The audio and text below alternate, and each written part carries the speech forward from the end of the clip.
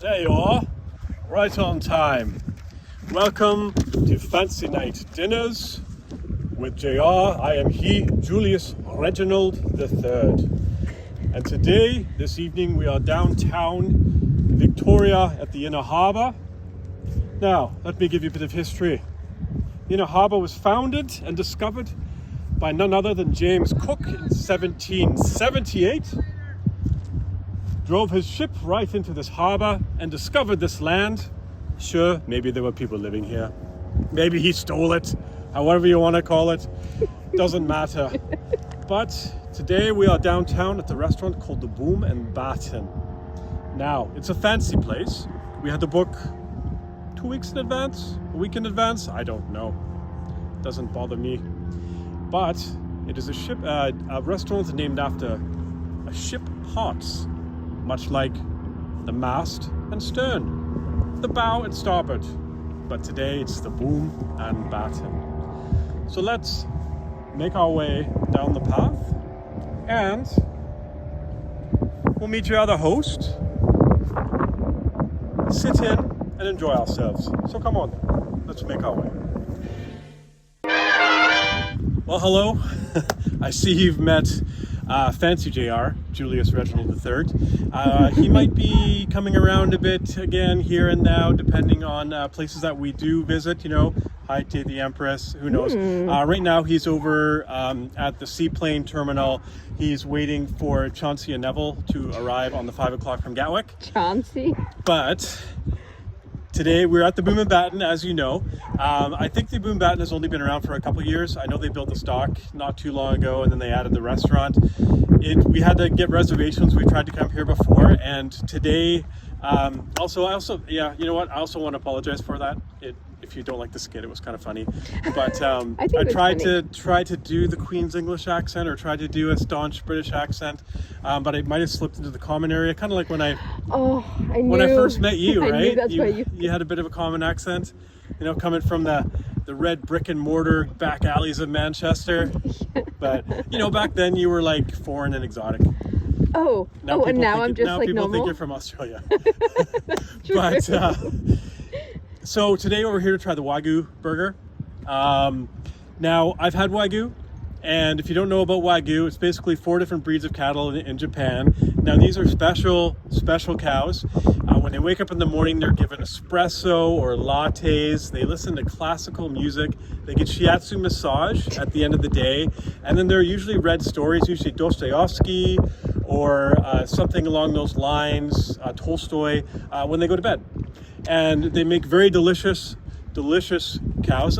We've had the Brant Lake Wagyu, the strip, and the cool thing about Wagyu that I really enjoy is it's the marbling, right? That's a whole characteristic of why this meat is so expensive and why it's so sought after, is the marbling, because it literally melts in your mouth. Yeah. Now I've had Wagyu hamburger patties before, and I don't really agree with them doing that, because when you grind up a piece of Wagyu, what you're doing is you're taking away all of the characteristics. You're taking away the marbleization. So I've had a couple Wagyu patties, and for me, the one thing that was missing, kind of the most important thing, was flavor. That's why if you do a ribeye or a chuck, you tend to get a bit more flavor. So maybe these guys are going to do it right, but that's what we're going to go in and figure out. So you are going to have some sort of weird, freaky bowl. Okay, well that was rude, first of all. It's not weird or freaky. I think I'm going to have the falafel bowl. Okay. Because I'm really into falafel right now. And we're getting some sort of appetizer. I haven't decided. I think they have like 10 appetizers. 9 of them are fish. So we'll probably get the only one that isn't fish. I think it's like meatballs or something. Yeah. But let's go in and let's check out this fancy place. Oh, is that Neville and Chauncey? Oh, Neville and Chauncey. That must be them coming right now. The 5 o'clock from Gatwick. Julius Reginald will be so excited to see you and overjoyed. But let's wave at Neville and Chauncey as they come in for a landing.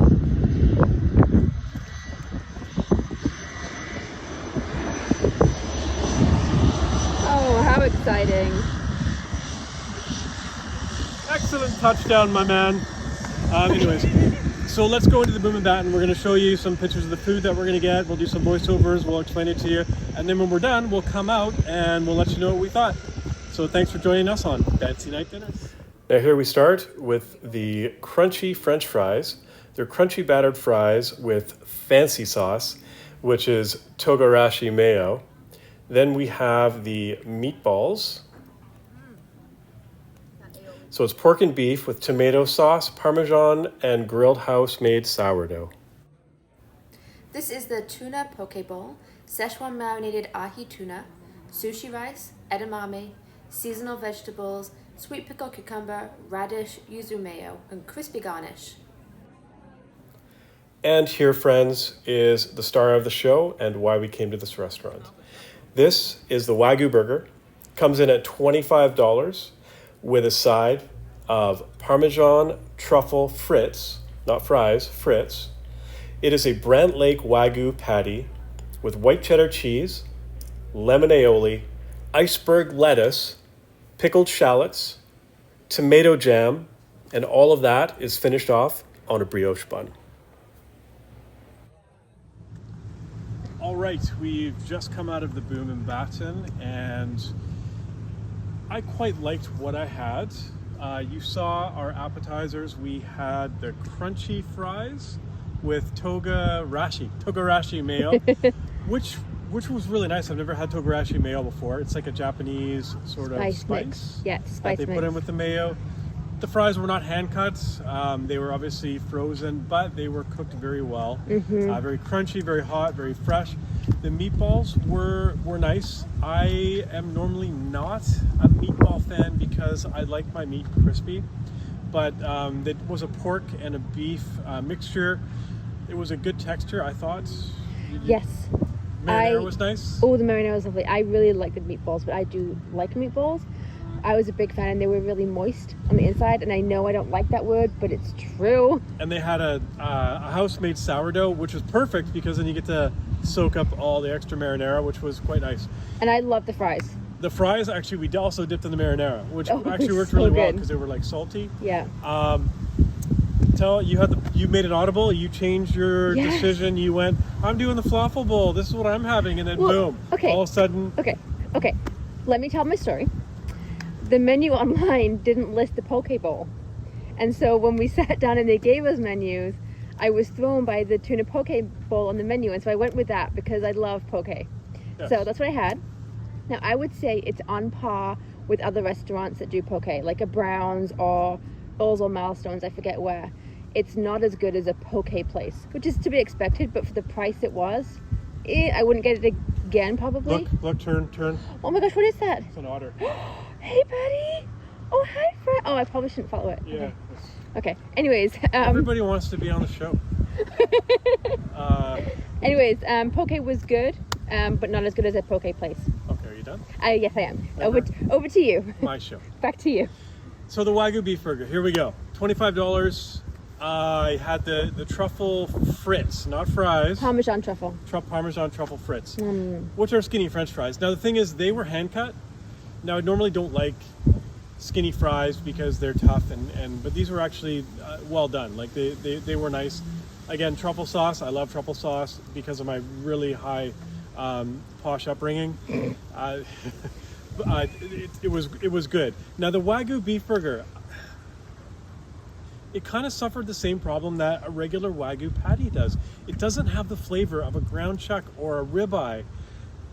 And again, this is just me. This is just personal preference. But they're applauding you. Thank you. You need to sear your meat. Sear it. Like the problem with this burger is they had a tomato jam, they had an aioli, and they had it cooked like it was fried, but it wasn't seared, so you lost a lot of texture. Yeah, it was a good burger. I would say 8.7. I mean, okay. No, they're not a burger place. It's not their specialty, but I expected better. Like you need to add texture to that type of burger. You got to sear your meat, and I don't know. It was a little bit runny, a little bit watery is what I want to say. A little bit watery. So, it was definitely a good restaurant. The atmosphere was good. The service was good. Yeah. Lots of pretty girls working there, but. If you're going to go there, go for the steak, go for the fish, the pasta or something. If you want a good burger, go to a burger joint. So, yeah, the Wagyu burger, what did I say, 8.7? You did say 8.7. And lots of pretty women not girls. Lots of pretty women, Women. including yourself. Oh, well, thank you. That was sweet. There you go. Yeah. See? So again, you might see Julius Reginald III again sometime soon. Are we going to do high tea? Depending on the posh locations that we are going to visit. But Wait, do we have a counterpart for really rough restaurants that we visit? Why are you putting me on the spot like this? It just occurred to me. Yeah, we'll have someone from Manchester. Oh, okay. We'll call him Liam. No. Anyways, so thanks for watching Fancy Night Dinners with Julius Reginald III. We'll see you next time, and like, follow, subscribe, do all the good things.